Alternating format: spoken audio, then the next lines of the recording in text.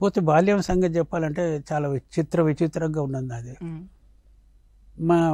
మా బాబాయ్ గారు అంటే మా ఫాదర్ తమ్ముడు, ఆయన స్కల్ప్టర్ అసలు.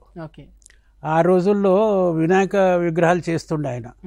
ఇప్పుడు ఖైరతాబాద్ వినాయక విగ్రహాన్ని ఎట్లా పబ్లిక్ ఇంట్రెస్ట్ చూపిస్తుండనో ఆ రకంగానే మా బాబాయ్ గారు చేసిన వినాయకులను చూస్తేందుకు పబ్లిక్ అంతా నిలబడి ఎదురు చూస్తూ ఉండేవాళ్ళు.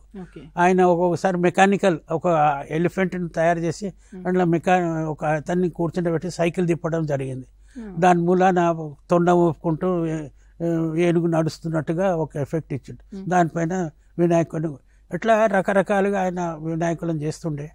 అది ఆయన వినాయకులు చేస్తుంటే నేను కాస్త కూస్త తిరగడం, ఆయన చుట్టూరు తిరగడం అవన్నీ జరిగినాయి. అది ఒక విధంగా నాకు శిల్పకళ పైన ఒక ఇంట్రెస్ట్. రెండో విషయం ఏంటంటే మా నాయనగారు ఆయన టీచరు, మళ్ళా ఆయన కొంత ఫిలాసఫికల్ థాట్ ఆయన వెంబడి ఉండే.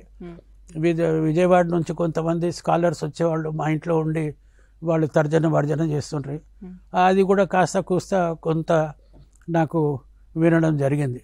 మళ్ళీ మూడో విషయం ఏంటంటే మా అమ్మ జానపద తెల్లారుజామున 3 నుంచి 4 గంటల వరకు ఆమె రామాయణం మహాభారతం కంఠస్థంతో పాడుతుండే. ఆమె లిటరీ కాదు, ఆమె చదివిన ఆమె కాదు, ఆమెకు కంఠస్థం జానపద పాటలన్నీ అప్పటికి ఆ రోజులలో ఊర్లలో పాడే పాటలు అవన్నీ ఉంటుండే కదా, అవన్నీ ఆమె తెల్లారుజామున 3 గంటల 4 గంటల 5 గంటల వరకు పాడుతుండే.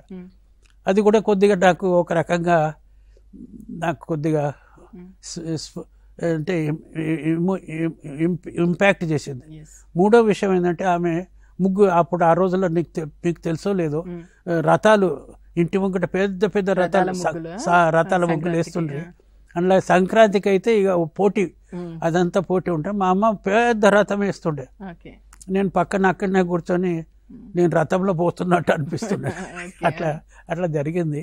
అంటే ఈ ఎఫెక్ట్ ఏంటంటే ఈ కళ పైన రావడానికి కారణం ఈ ముగ్గురు నాకు నా పైన ఇంప్రెషన్స్ ఇచ్చారు.